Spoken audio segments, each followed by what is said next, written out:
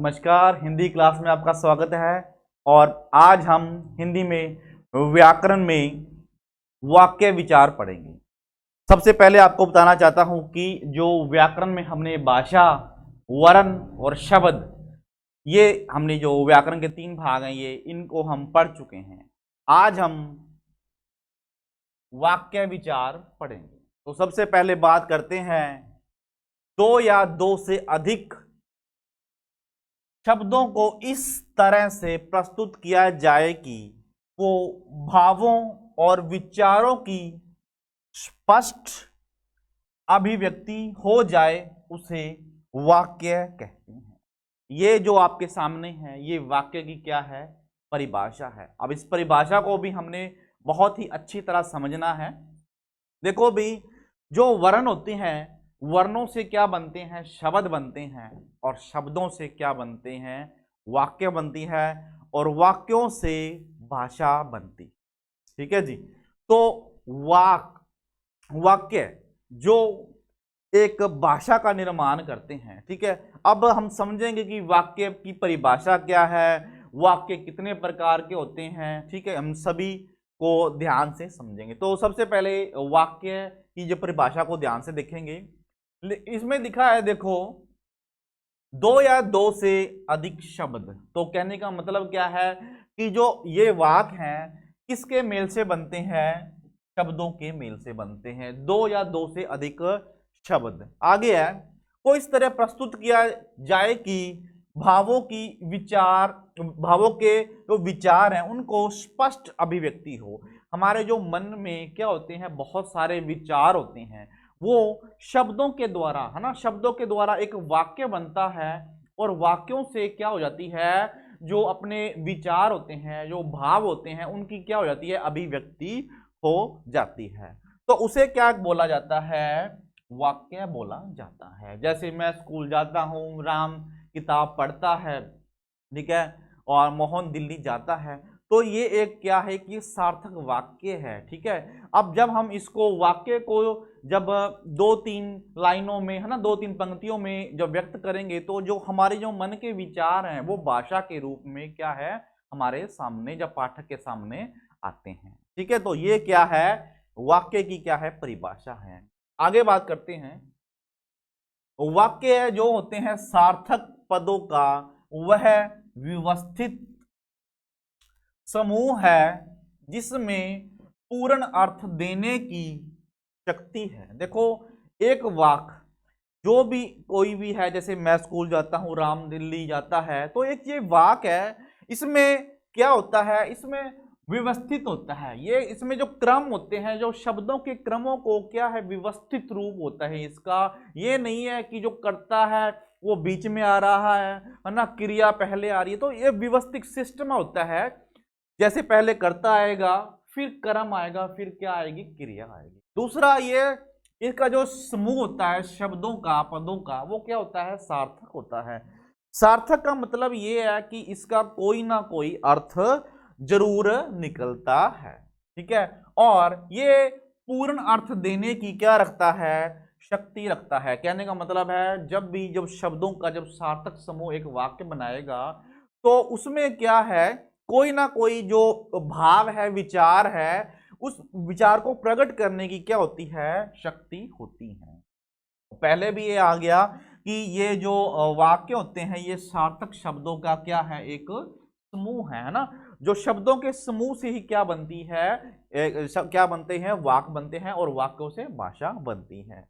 आगे, जो शब्द होते हैं सुव्यवस्थित होते हैं ना। व्यवस्थित कहने का मतलब है क्रम के अनुसार, है ना, क्रम के अनुसार, पहले कर्ता, फिर क्रम, फिर क्रिया।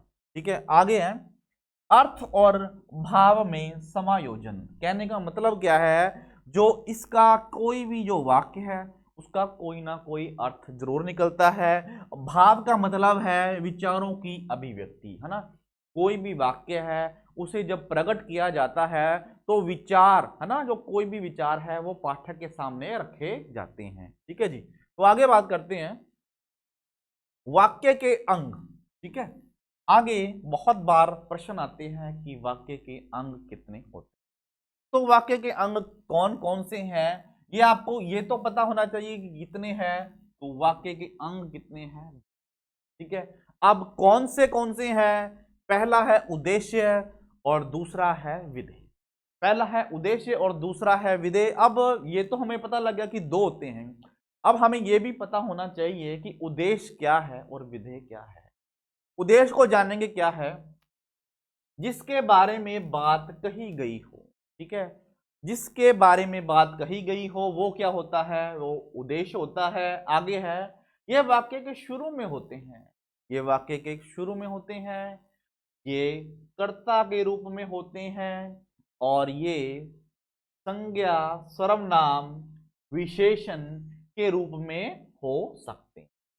जैसे एक उदाहरण के द्वारा मैं समझाऊंगा, उदाहरण को ध्यान से समझना है। उदाहरण है मोहन किताब पढ़ता है। ठीक है, एक उदाहरण है मोहन किताब पढ़ता है। अब हमने इसमें जब उद्देश्य में की जो परिभाषा थी, इसमें हमने लिखा था जिसके बारे में। अब देखो ये बात है जिस व्यक्ति के बारे में, कर्ता के बारे में, या शुरू में जो होता है वो क्या होता है, उद्देश्य होता है। देखो इसमें हमने ना जो उद्देश्य को उद्देश्य का चयन करना है, उद्देश्य को सिलेक्ट करना है, कौन सा है, मोहन किताब पढ़ता है। अब किताब कौन पढ़ रहा है, अभी किसके बारे में बात हो रही है, तो बात किसके बारे में हो रही है, मोहन के बारे में हो रही है। तो मोहन हमारा क्या है, उद्देश्य है।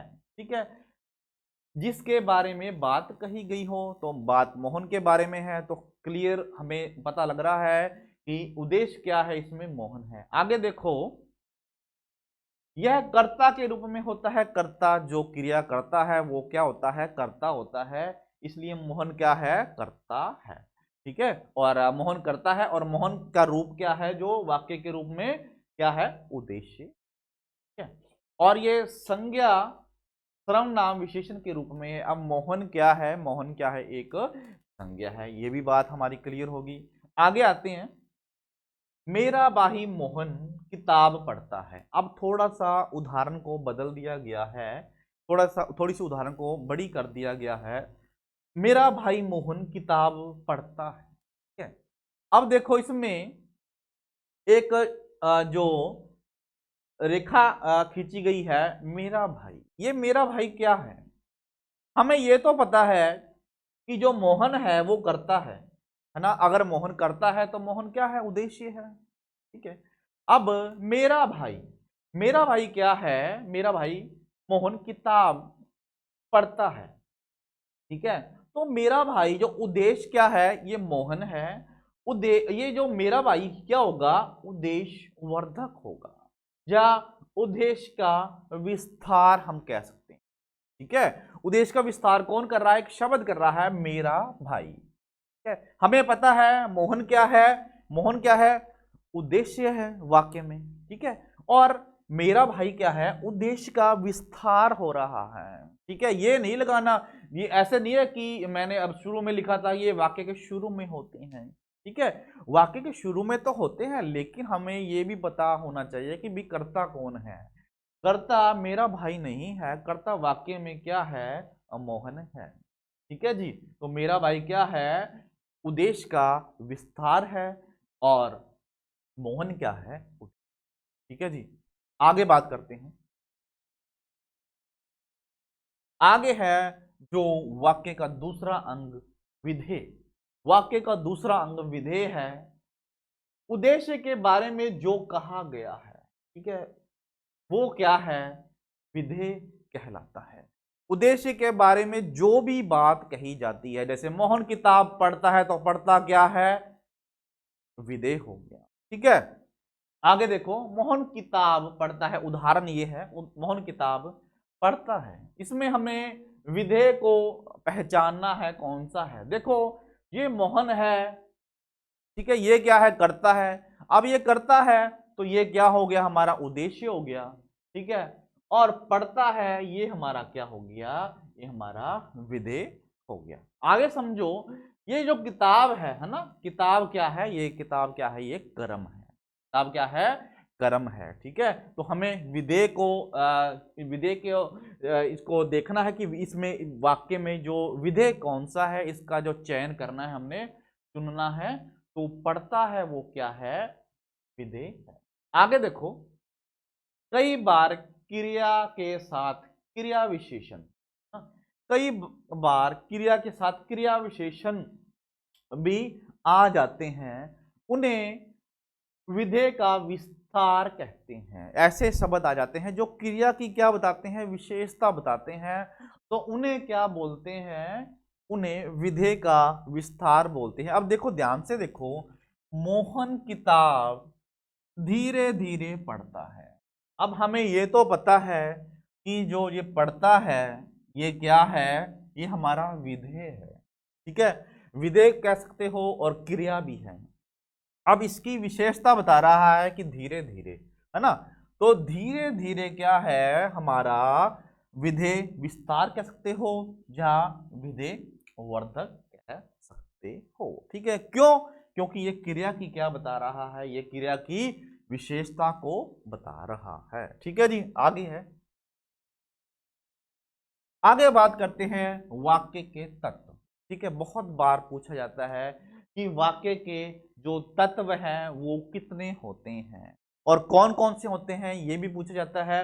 और इनके बारे में अंदर से भी पूछा जाता है, अभी आकांक्षा क्या है, सार्थकता क्या है, योग्यता क्या है, समीपता क्या है, अनिवृत्ति क्या है और शब्द क्रम क्या है, ठीक है। तो सबसे पहले तो हमें पता होना चाहिए कि वाक्य के तत्व, तत्व कह सकते हो या वाक्य के गुण, ठीक है। तो कितने हैं, 6।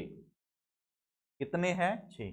आकांक्षा, सार्थकता, योग्यता, समीपता, अनिवृत्ति और शब्द क्रम, ठीक है। अब इनको भी हम अंदर से पढ़ेंगे कि ये क्या क्या कहलाते हैं और क्या क्या इनका जो रूप है की परिभाषा देखेंगे। सबसे पहले है आकांक्षा। आकांक्षा, आकांक्षा देखो परिभाषा समझो क्या है, वाक्य के एक पद, पद का मतलब है शब्द, वाक्य के एक पद शब्द को सुनते ही या पढ़ते ही जो श्रोता अथवा पाठक के मन में आगे जानने की जिज्ञासा जाग उठती है, इसे आकांक्षा कहते हैं। इस प्रकार पहले पद से आगे सुनने की क्या रहती है, जिज्ञासा आकांक्षा कहलाती है। मैं उदाहरण देता हूं आपको, जैसे राम स्कूल जाता है, स्कूल जाता।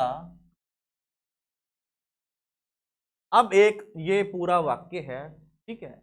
अब मैं लिख दूं राम स्कूल, है ना, मैं लिख दूं कि राम स्कूल, तो आपको जो ये वाक्य है अधूरा लगेगा और आपको जिज्ञासा होगी कि राम स्कूल का मतलब क्या है। ये तो पूरा नहीं है, जानने की आप जानोगे कि राम स्कूल क्या, राम स्कूल में पढ़ता है, राम स्कूल में खेलता है, राम स्कूल जाता है ना।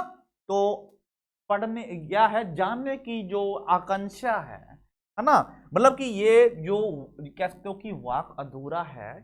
तो जो आकांक्षा क्या होती है, आकांक्षा जानने की जो जिज्ञासा, ठीक है। ये वाक्य क्या क्या है, आगे देखो, आगे है सार्थकता। सार्थकता देखो, इस समझो क्या है, वाक्य के जो सभी अर्थ सार्थक होने चाहिए। भावाव्यक्ति को समक्षता के लिए सार्थक शब्द का प्रयोग। अब देखो इसमें क्या है, सार्थकता कहने का मतलब क्या है कि हर एक शब्द का कोई ना कोई अर्थ निकले। पहले उदाहरण को ये ले लो कि मैं राम स्कूल जाता है, राम का भी कोई अर्थ है, किसी व्यक्ति का नाम है, स्कूल भी है ना, जाता है क्या है, क्रिया है। तो हर एक शब्द का क्या होना चाहिए, कोई ना कोई अर्थ होना चाहिए, तभी वो पूर्ण क्या बनेगा, वाक्य बनेगा, ठीक है। आगे लिखो, देखो योग्यता। योग्यता देखो आगे, वाक्य में प्रयुक्त शब्दों का अर्थ व्यक्त करने को क्षमता का नाम योग्यता है। हमारे जो एक वाक है, वाक में जो शब्द हैं उनको अपने भाव प्रकट करने की क्या होनी चाहिए, योग्यता होनी चाहिए। देखो अर्थात वाक्य के शब्दों में अर्थ का औचित्य, औचित्य का मतलब है बहुत ही पूर्ण रूप से सही, ठीक है, पूर्ण रूप से सही होना चाहिए। देखो एक एक यहां पर एक वाक्य लिखा है, मैंने कानों से देखा। अब कानों से कौन देखता है भाई, ये वाक्य क्या है, ये वाक्य, इसमें जो भावों को व्यक्त करने की क्या है, योग्यता सही नहीं है, ठीक है।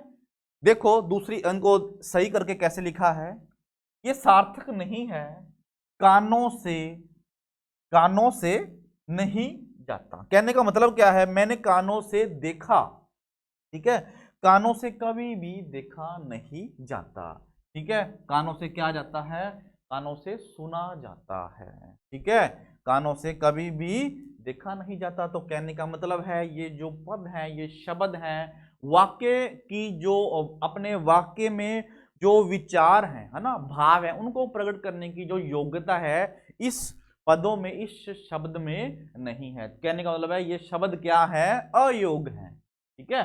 आगे है, आगे है समीपता।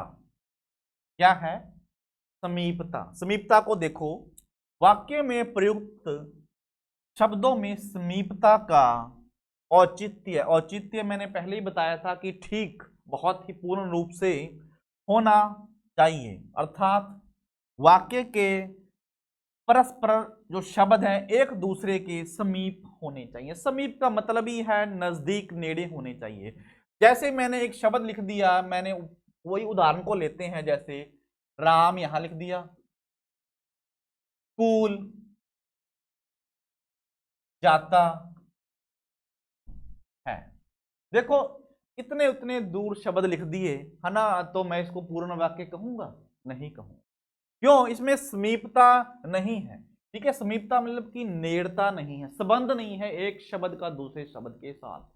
जब संबंध होगा, नजदीक होंगे, तभी तो ये पूर्ण वाक्य बनेगा, ठीक है। समीप होना भी क्या है, जो वाक्य का एक गुण है, का तत्व है। आगे है, आगे है अनिवती, अनिवती। देखो इसका क्या अर्थ है, व्याकरण की दृष्टि से एक रूपता, अर्थात वाक्यों में प्रयुक्त शब्दों का लिंग, वचन, पुरुष, अर्थ, काल के अनुसार परस्पर संबंध अनिवती कहलाता है, ठीक है। अब यहां हम देखेंगे, उदाहरण समझेंगे, जैसे उर्मिला गया, है ना। अब उर्मिला क्या है, स्त्रीलिंग है, उर्मिला गया नहीं होती, उर्मिला यहां पर गई लिख लो, उर्मिला गई, ठीक है। उर्मिला गया ये क्या है, गलत है, उर्मिला गई क्या है, ये ठीक है। अनिवती का मतलब है औचित्य, व्याकरण के तौर पर पूरी ठीक होना, है ना, पूरा वाक्य होना, ठीक होना से अनिवती कहते। आगे देखो, आगे है शब्द क्रम, शब्दों का क्रम, ठीक है। वाक्यों में जो शब्द का व्यवस्था रूप के अनुसार जो शब्द क्रम कहलाता है। अब देखो, जैसे सबसे पहले आता है राम स्कूल जाता है, ठीक है। तो ये हमारा क्या है, राम क्या है, करता है, ठीक है। स्कूल क्या है, कर्म है, और जाता क्या है, जाना क्या है, ये क्रिया है, ठीक है।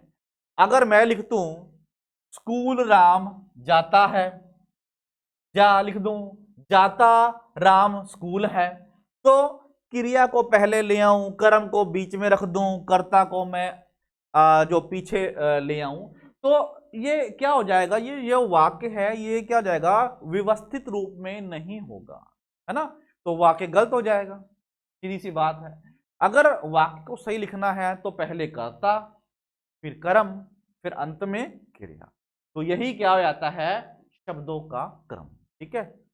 आगे आगे सबसे पहले बात करते हैं, अब वाक्यों का क्या करते हैं हम, वर्गीकरण। वाक्य के वर्गीकरण में बहुत बार प्रश्न आते हैं। सबसे पहले है रचना के आधार पर। रचना के आधार पर जो वाक्य हैं वो कितनी तरह के होते हैं, सीधा प्रश्न आएगा आपको। रचना के आधार पर वाक्य कितने प्रकार के, 3 प्रकार के। कौन से, सरल, मिश्रित और, आगे इनको इन पर भाषा को पढ़ेंगे। सरल वाक्य, सरल वाक्य क्या है, देखो भाई, जिस वाक्य में एक ही विधेय होता है, ठीक है, उसे सरल वाक्य कहते हैं। सरल विधेय का मतलब है एक क्रिया, ठीक है, विधेय का मतलब है एक क्रिया। उद्देश्य एक या एक से अधिक हो सकते हैं, जो करता है वो एक या एक से अधिक हो सकते हैं। देखो, मोहन आया, एक उद्देश्य एक विधेय। विधेय का मतलब बता रहा हूं क्रिया है, और उद्देश्य का मतलब क्या है, करता है, ठीक है।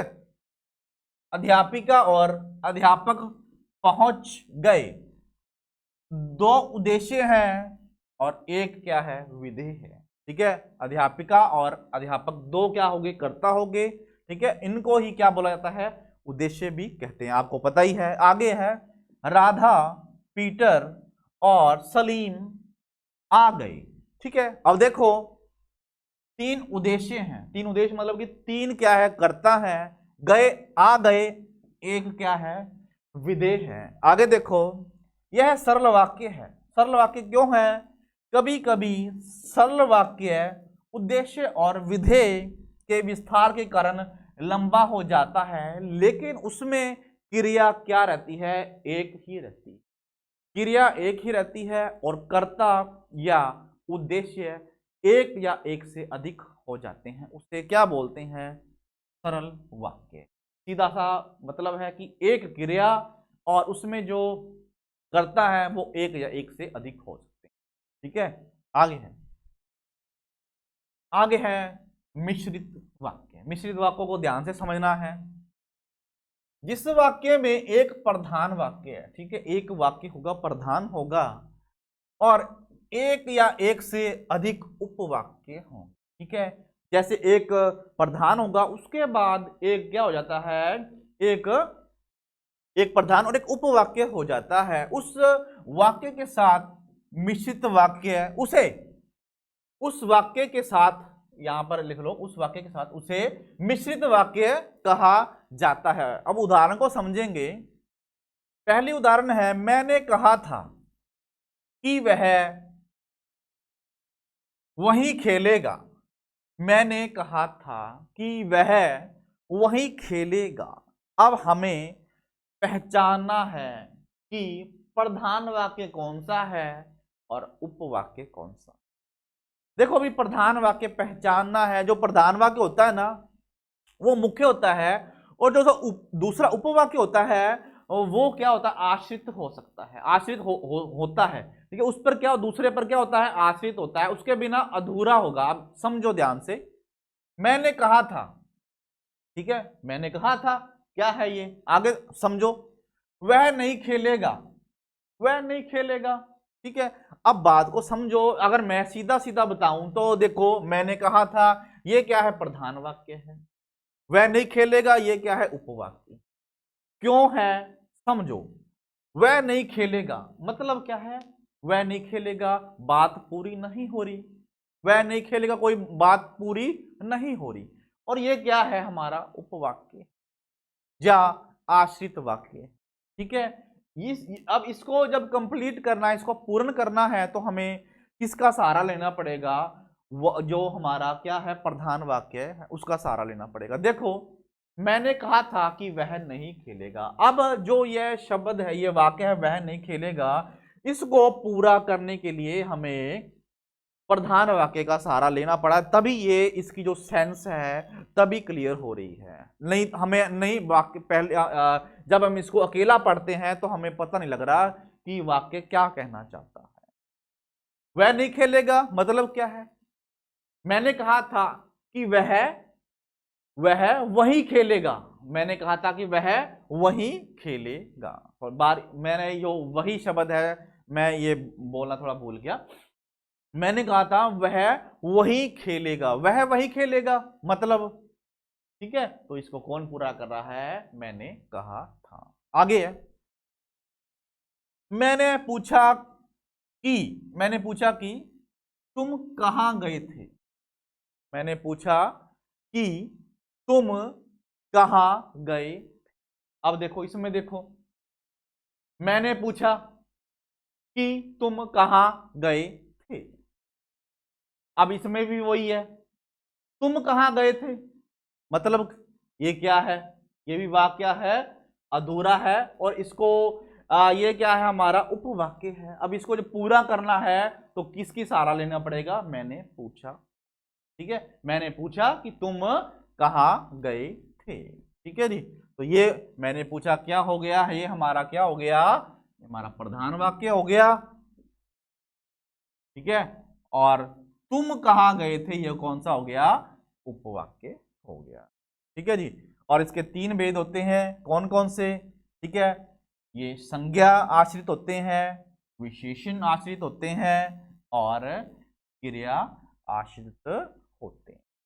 ठीक है, कौन कौन किसकी बात हो रही है, ये हमारे इसकी बात हो रही है, जो ये होते हैं उपवाक्य होते हैं। ये उपवाक्य किस, या तो संज्ञा आश्रित होंगे, या विशेषण आश्रित होंगे, या क्रिया आश्रित। ठीक है जी। आगे है आगे बात करते हैं संयुक्त वाक्य। कौन सा वाक्य है, संयुक्त वाक्य, जहां दो या दो से अधिक उपवाक्य किसी समुच्चय बोध कर लो, यहां बोध अव्यय से जुड़े होते हैं, अर्थात जिस वाक्य में दो या दो से अधिक सरल वाक्य अथवा मिश्रित वाक्य एक दूसरे पर क्या होते हैं, आश्रित ना होकर। अब आश्रित नहीं है ये, ठीक है, ये आश्रित नहीं होते हैं, यहां पर न लिखा है, ना होकर एक दूसरे से क्या होते हैं, जुड़े होते हैं। ठीक है, उन्हें संयुक्त वाक्य कहते हैं। ठीक है, जैसे उदाहरण देख लो, मैं काम करूंगा पर आधा पैसा लूंगा। जो दो वाक्य हैं, आधा पैसा लूंगा, मैं काम करूंगा, यहां पर जो जोड़ रहा है वो शब्द है पर। ठीक है, और भी बहुत से शब्द होते हैं जो दो वाक्यों को जोड़ते हैं, और, या, तथा, एवं, परंतु, इसलिए। ठीक है, अत्याधिक है यहां पर।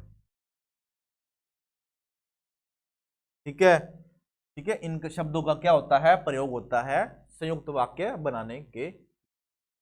आगे है अर्थ के आधार पर जो वाक्य है। बहुत बार प्रश्न पूछा जाता है कि अर्थ के आधार पर जो वाक्य हैं कितने प्रकार के होते हैं, 8 प्रकार के। कौन कौन से, विधानवाचक, निर्देशवाचक, आज्ञावाचक, इच्छावाचक, संदेहवाचक, संकेतवाचक, प्रश्नवाचक, और विस्मय बोधक वाचक। ठीक है, देखो आगे इनके अंदर से पढ़ेंगे क्या है ये। सबसे पहले है विधान वाचक वाक्य। देखो, जिस वाक्य में किसी बात का या कार्य का होना बताया जाता है, काम का होना, ठीक है, उसे क्या बोला जाता है, विधान वाचक। विधान का मतलब है किसी काम का होना, किसी क्रिया का होना। देखो, जैसे है काम या बात का होने को विधानवाचक। उदाहरण देखो, राम घर आया। मनुष्य विवेकशील प्राणी है। राम ने पुस्तक पढ़ ली है। तो तीनों वाक्यों में ही कोई ना कोई कार्य हो रहा है, तीनों वाक्यों में कोई ना कोई क्रिया हो रही है। ठीक है, उसे क्या बोलते हैं, विधानवाचक। आगे है निदेशवाचक, निषेधवाचक। निषेधवाचक, जिस वाक्य में किसी कार्य का होना नहीं होता। ठीक है, ये उसका क्या हो गया, उल्ट हो गया, विलोम बन गया। ठीक है, देखो, राम घर नहीं आया, वह भोजन नहीं करेगा। कहने का मतलब क्या है, नेगेटिव सेंस में, नकारात्मक। ठीक है, उसे निषेधवाचक बोलते हैं। आगे है आज्ञा वाचक वाक्य। देखो इस वाक्य में आज्ञा, प्रार्थना, उपदेश, आदेश का भाव होता है, उसे आज्ञावाचक वाक्य कहते हैं। देखो जैसे तुम पढ़ने जाओ, तुम पढ़ने जाओ ये क्या है? तुम पढ़ने जाओ, मुझे घर जाने दीजिए। ठीक है, तुम पढ़ने जाओ ये भी क्या हो रहा है? ये आज्ञा है, तुम पढ़ने जाओ। ठीक है, ये क्या है? आज्ञा नहीं है, ये मुझे घर जाने दीजिए। तुम पढ़ने जाओ ये क्या है? ये उपदेश है, तुम पढ़ने जाओ। ठीक है, और मुझे घर जाने दीजिए ये क्या है? ये आज्ञा। तुम पढ़ने जाओ, हम कह सकते हैं ना तुम पढ़ने जाओ, तो कि हम किसी को क्या है? उपदेश भी दे सकते हैं और ये आज्ञा भी दे सकते हैं। ठीक है जी, आगे है इच्छावाचक वाक्य। हमारी जो इच्छा होती है, जिसको हमारी इच्छा को जो प्रकट करते हैं, इच्छा, शुभकामनाएं, आशीर्वाद, श्राप का बोध करवाते हैं। देखो ईश्वर तुम्हें लंबी आयु दे। ठीक है, ईश्वर तुम्हें जो है लंबी आयु दे। ठीक है, नव वर्ष मंगलमय हो। ठीक है, नव वर्ष मंगलमय हो, ये हमें शुभकामनाएं दे रहे हैं। ईश्वर तुम्हें लंबी आयु दे, ये हमारे क्या दे रहा है? ये हमें आशीर्वाद दे रहा है कोई भी। ठीक है जी, आगे है संदेहवाचक वाक्य। संदेहवाचक, जिस वाक्य में किसी भी क्या शब्द के लिए संदेह प्रकट होता है, उसे संदेहवाचक वाक्य कहते हैं। जैसे शायद आज वर्षा हो। अब शायद हमें जो बात को स्पष्ट रूप में क्लियर नहीं है, शायद। ठीक है, तो किसी का क्या हो रहा है? हमें संदेह हो रहा है। ठीक है, ठीक है, हमें जो पूरी बात है वो क्लियर नहीं है, संदेह है, शक है। ठीक है, शायद राम आया, शायद राम आया नहीं। ठीक है, हमें पूर्ण तौर पर पता नहीं है कि वो बात हुई है या नहीं है, हमें संदेह है, हमें शक है। ठीक है, संभव है, शायद है, हो सकता है, कदाचित है, आदि शब्द क्या होते हैं? इसमें प्रयोग होते हैं। आगे है संकेतवाचक। संकेतवाचक, किसी का संकेत मिलना। जिस वाक्य में संकेत या शर्त का बोध हो। ठीक है, जिस वाक्य में किसी भी संकेत का क्या होता है? बोध होता है। जैसे देखो, अगर जैसे शब्द का प्रयोग हो। ठीक है, इसमें यदि अगर जैसे शब्द का प्रयोग हो। देखो, अगर आपको आज्ञा हो तो मैं अद्वत, अद्वत नहीं है यहां पर, अंदर,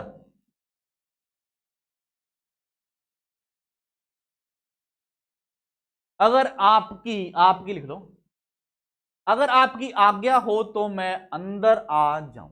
ठीक है, आज्ञा मान रहा है यहां पर। जो ये अगर शब्द है, ये क्या है? एक संकेत दे रहा है, अगर आप आज्ञा दोगे तो मैं क्या अंदर आ जाऊं। ठीक है, तो बात का क्या आ रहा है? यहां पर संकेत मिल रहा है।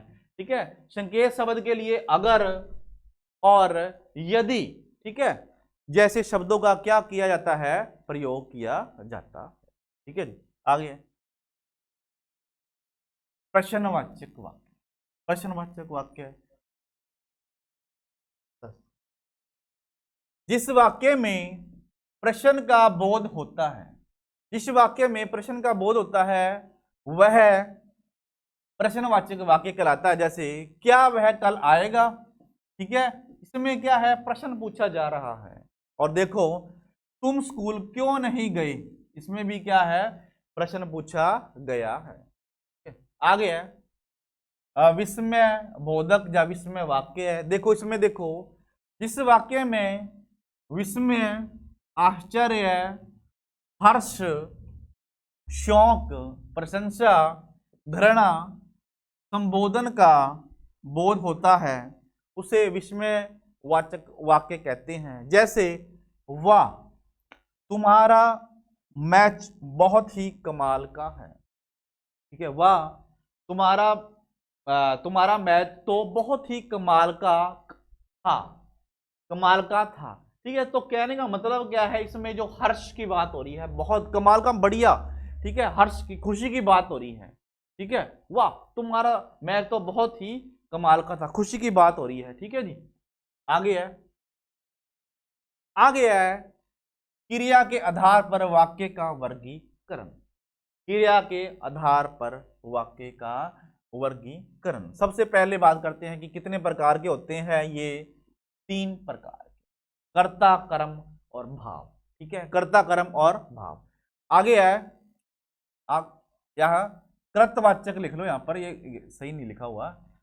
जब वाक्य में क्रिया संबंधी सीधा कर्ता पर से होता है तो वह क्रिया से लिंग वचन कर्ता।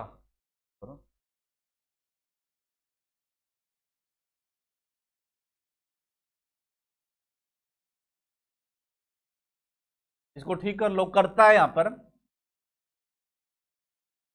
कर्ता वाच्य है। देखो ध्यान से समझना है, जब वाक्य में क्रिया का जो संबंध है सीधा किससे पड़ता है, कर्ता से। जो जो क्रिया का संबंध सीधा किससे होता है, कर्ता से होता है, और वह लिंग और वचन कारक कर्ता के अनुसार ही क्या होते हैं, प्रयुक्त होते हैं। कहने का मतलब क्या है, जो क्रिया के आधार पर जो वाक्य हैं वो 3 प्रकार के, कर्तावाचक, कर्मवाचक और भाववाचक।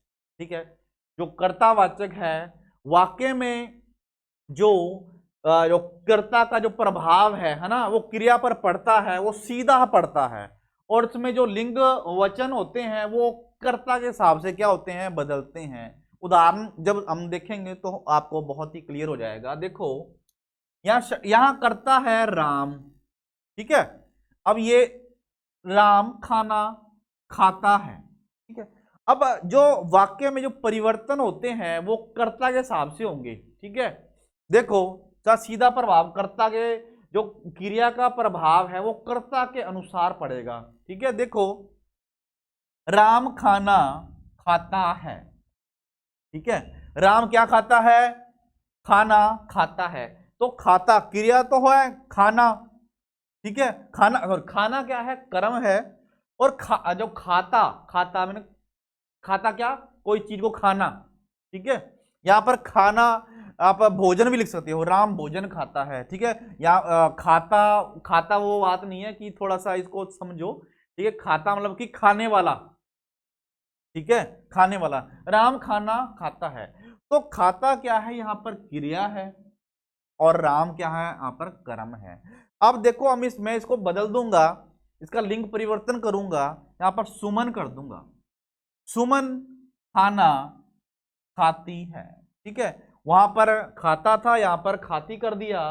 तो देखो बदलाव आया है जो कर्म के हिसाब से आया है।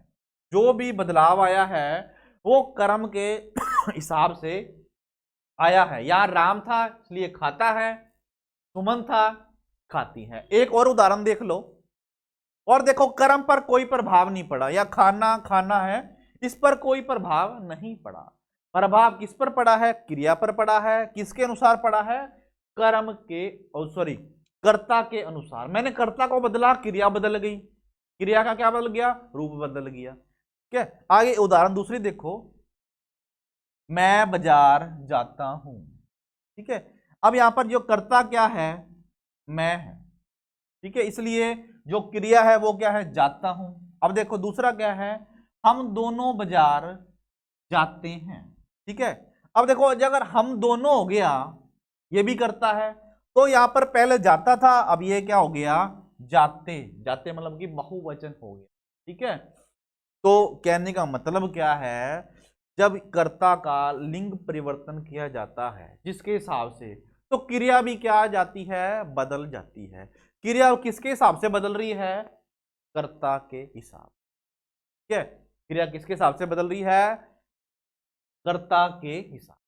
ठीक है, तो उसे, इसमें क्या है, इन दोनों वाक्यों में क्या है, कर्ता जो मेन है। ठीक है, आगे देखते हैं कर्मवाच्य। कर्म अब यहां पर कर्म की जो ज्यादा बात होगी, कर्म मेन रहेगा। देखो, जब वाक्य में प्रयुक्त क्रिया का संबंध वाक्य में प्रयुक्त कर्म से होता है, ठीक है, जो क्रिया का जो संबंध किससे हो जाता है, कर्म से हो जाता है। देखो, क्रिया के लिंग वचन कारक कर्म के अनुसार प्रयुक्त होते हैं, ठीक है। अब क्रिया के जो लिंग है वचन है वो कर्म के अनुसार बदलेंगे। देखो ध्यान से, ठीक है, समझो। मोहन गाना गाया, मोहन ने लिख लो यहां पर, मोहन ने गाना गाया, सीता ने गाना गाया, ठीक है। अब देखो यहां पर जो कर्म क्या है, कर्म है गाना, ठीक है, यहां पर भी कर्म क्या है, गाना। लेकिन एक बात और देखो, यहां पर तो था मोहन और यहां पर है सीता, ठीक है। जो क्रिया है, क्रिया में कोई बदलाव नहीं आया। किसके हिसाब से क्रिया में बदलाव, किसके हिसाब से नहीं आया, जो कर्ता के हिसाब से कोई बदलाव नहीं आया। क्यों नहीं आया, देखो यहां मोहन था और यहां थी सीता, ठीक है। और अगर सीता होती तो यहां पर गाना गाई होता है ना, और देखो मोहन है तो गया है गाना। लेकिन बात बहुत ही सीधी है कि इसमें जो मेन बात हो रही है वो किसकी हो रही है, वो कर्म की हो रही है।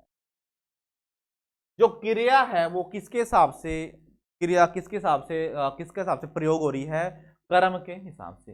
गाना गाया, चाहे मोहन है चाहे सीता है, ठीक है, तो गाना के हिसाब से क्रिया क्या है, गाया, गाना के हिसाब से यहां भी क्या है, क्रिया गाया, ठीक है। हमें कर्म की जो कह सकते हैं कि जो कर्ता की, चाहे वो स्त्रीलिंग है चाहे मोहन पुरुषलिंग है, इससे हमें कोई लेना देना नहीं। यहां पर कर्म क्या है, प्रधान है। आगे देखो, रमन ने खेल खेला, पूजा ने खेल खेला, वही बात है।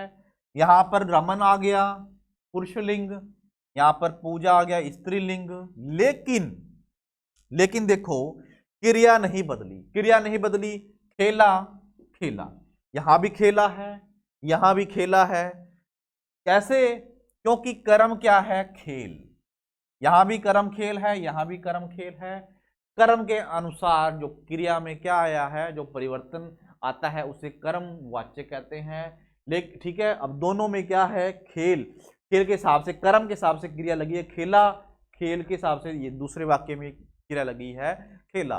और जो लिंग जो वचन बदलने, चाहे बदलो चाहे ना बदलो, ठीक है, उस वाक्य में कोई परिवर्तन या क्रिया में कोई परिवर्तन नहीं आएगा। आगे है भाववाचक।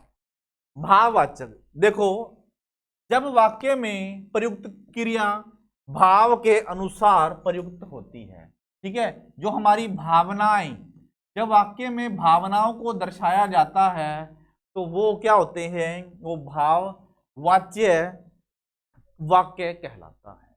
देखो ध्यान से, उदाहरण देखो, मुझसे पढ़ा नहीं जाता, ठीक है। अब मुझसे पढ़ा नहीं जाता, ये क्या है, मुझसे पढ़ा नहीं जाता, ये एक भावना है, ये एक मन का क्या है, भाव है, ठीक है। दूसरी उदाहरण देखो, मम्मी मम्मी से सीढ़ियां चढ़ी नहीं जाती, ठीक है, चढ़ी नहीं जाती, क्या है, कोई भी दिक्कत परेशानी आ सकती है ना। तो एक उसका क्या है, मन का क्या है, भाव है, इसलिए हम इसे भाववाच्य कहते हैं, ठीक है। आगे उदाहरण देखो, नेहा से टीवी नहीं देखा जाता, ये भी उसकी जो भावनाएं हैं, है ना, उसको दर्शा रहा है, नेहा से टीवी नहीं देखा जाता।